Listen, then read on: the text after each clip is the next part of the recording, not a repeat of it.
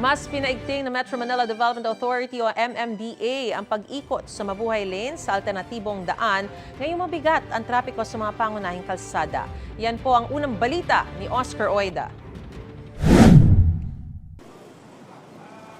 Nagsagawa ng clearing operation sa mga tauhan ng MMDA kasangga mga kagawad ng San Juan Traffic Management sa may 3rd West Street, West Crame.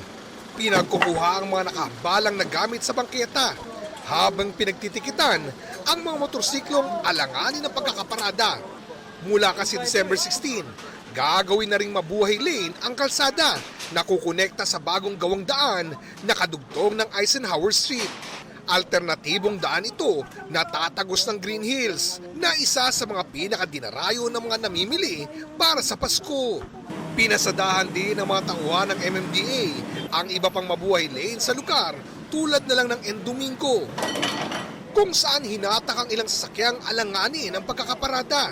Yung mga may driver naman, tiket ang katapat. Sa may Blumentritt, pinagkukuha ng MMDA ang mga gamit na nakasalansang sa bangketa tulad ng mga karitong ito. Sa may F. Manalo, mas marami pang tindahan na umabot na sa bangketa ang mga gamit ang nasampulan. Ayon sa MMDA, kung makiklear ng gusto ang mga mabuhay lanes, malaki ang may tutulong nito sa mga itinuturing na choke point sa EDSA.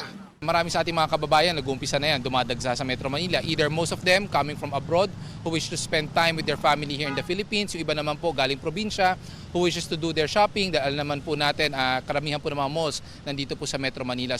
Ngayon pa lang, ayon sa MMDA, umaabot na sa 470,000 na sasakyan ang dumadaan sa EDSA kada araw. Habang papalapit ang Pasko, posible daw itong umabot ng kalahating milyon. Ito ang unang balita, Oscar Oida para sa GMA Integrated News. Gusto mo bang mauna sa mga balita?